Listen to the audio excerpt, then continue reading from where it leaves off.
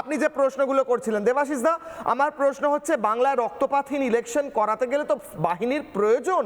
মমতা বন্দ্যোপাধ্যায় বলছেন 200 গাড়ি বাহিনী আসছে বাংলার মানুষকে পেটাবে। সৌরভপ্রিয় বাবু বলছেন ওনার কাছে কোনো একটা তথ্য আছে, আমি সেই তথ্যটা পরে জানবো ওনার কাছে। আপনার প্রথম রিয়াকশনটা চাইছি, 30 সেকেন্ড। দেখুন, মাননীয় মুখ্যমন্ত্রী একটা সাংবিধানিক পোস্টে বসে আছেন, উনি নির্বাচিত একজন মুখ্যমন্ত্রী, কিন্তু উনি যদি অসাংবিধানিক কথাবার্তা বলে তো মানুষ তার প্রতিক্রিয়া দেবেই। কারণ ওনার কথাবার্তাগুলো একদম নিছক ছত্তিশগড় দন্তেবাড়ায় যে ধরনের মাওবাদীরা যে ধরনের কথা বলে যে সেন্ট্রাল ফোর্স আসছে এদের মেরে ফেলো, এদের প্রতিরোধ করো, এরা ভারতবর্ষের একটা ফোর্স যারা ভারতবর্ষের বাসীদের উপর আক্রমণ করতে আসছে। তো এটা তো মানে অযুক্তি কুযুক্তির একদম চরম। সেন্ট্রাল ফোর্স ভারতের একটা সেনাবাহিনী, ভারতের একটা বাহিনী, সে ভারতের নাগরিক, পশ্চিমবঙ্গের নাগরিকরা ভারতের নাগরিক। তো ভারতের ফৌজ ভারতের নাগরিকদের মারতে আসছে, এ তো মাওবাদীদের ডায়লগ, এ তো মাওবাদীদের স্লোগান। তো এখন মাননীয় মুখ্যমন্ত্রী যদি এখন মুখ্যমন্ত্রী হয়ে যদি মাওবাদী হয়ে যান তো এটা তো দুর্ভাগ্য। জনতা আপনি বলছেন ওনার যে বক্তব্য সেটার সঙ্গে মাওবাদীদের বক্তব্যের মাওবাদীদের কথাবার্তা।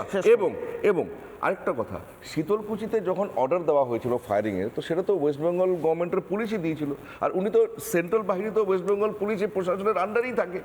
এনারা নিজেরাই বলছেন যে ডিএম এসপি বিডিওদের বলবো যে বিএসএফ যেন বেশি বাড়াবাড়ি না করে। তো অলরেডি তো আপনি আপনার ডিএম এসপি বিডিওদের বলে দিয়েছেন যে বিএসএফ কি করবে না করবে, তারপরে মানুষজনকে বলছেন যে বিএসএফ মারতে আসছে। তো এরকম বিচ্ছিন্নতাবাদী কথাবার্তা, এই ধরনের যে মানে সংবিধান বহির্ভূত কথা আর মানুষকে উস্কে দেওয়া, এবং সবচেয়ে গুরুত্বপূর্ণ যেটা উনি বলেছেন, সবচেয়ে ভয়ঙ্কর যেটা বলেছেন সেটা হচ্ছে সেন্ট্রাল বাহিনী থাকবে কদিন।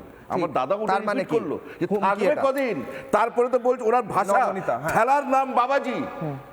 মাননীয় মুখ্যমন্ত্রী বলছেন ঠেলার নাম বাবাজি হবে। এরপরে উনি 2021-এর হিংসা সেটার প্রচার করছেন। 2021-এ যেভাবে সেটাকে উনি পুনরায় থ্রেট করছেন। এটা ইলেকশন প্রসেসকে ভিসিয়েট করা। আমার আইনজীবী আছে, আমরা বলবো এটার জন্য যেন একটা আইনি পদক্ষেপ নেওয়া হোক। নানা ধরনের কন্টেন্ট দেখার জন্য লাইক করুন, শেয়ার করুন আমাদের ফেসবুক পেজ, সাবস্ক্রাইব করুন আমাদের ইউটিউব চ্যানেল। পাশাপাশি অন্যান্য ব্রেকিং নিউজের জন্য অবশ্যই চোখ রাখুন রিপাবলিক বাংলায়।